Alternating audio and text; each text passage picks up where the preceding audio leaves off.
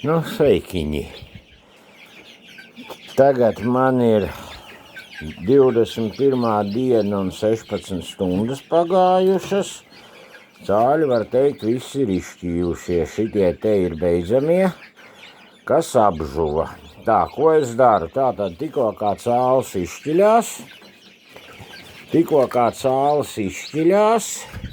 kad viņš ir apžuvis, es viņus pārlieku brūderī. Tā, re, kur man ir brūderi, šitas ir brūderis ar mammu. Īstenībā viņš ir drusku labāks, tāpēc, kad viņam cālim ir, kur palīst apakšā noslēpties. Šeit man ir pārējie visi. Tagad vēl šķirošu, likšu daļu augšā, daļu atstāšu. Nu klausās, davai zūd. Iet vietā, nu ka cāļi, iet vietā visi. Kas ir, ka maisās man pa kājām?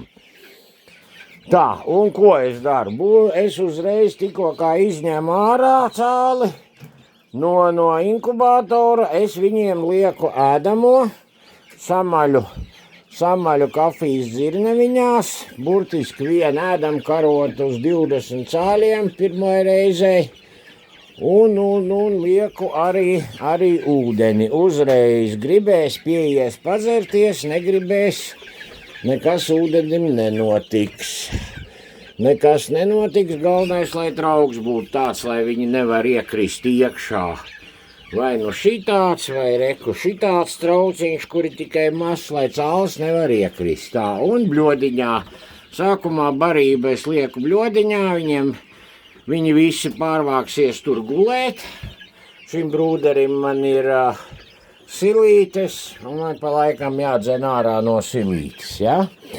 Tā kā tā, es uzskatu, ka vajag cāli uzreiz, kā viņš ir izšķīlies, un izņemts no inkubātora, viņiem jādod ir ēst un dzert. Gribēs ēdīs, negribēs neēdīs.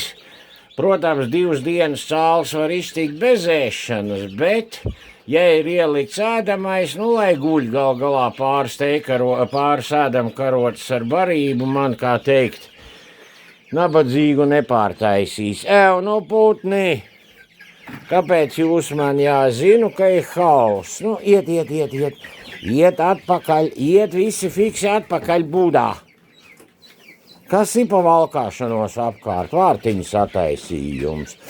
Nu tālūk, pa cāļiem, ja kas tad vēl jau tiksimies, atā pagaidām.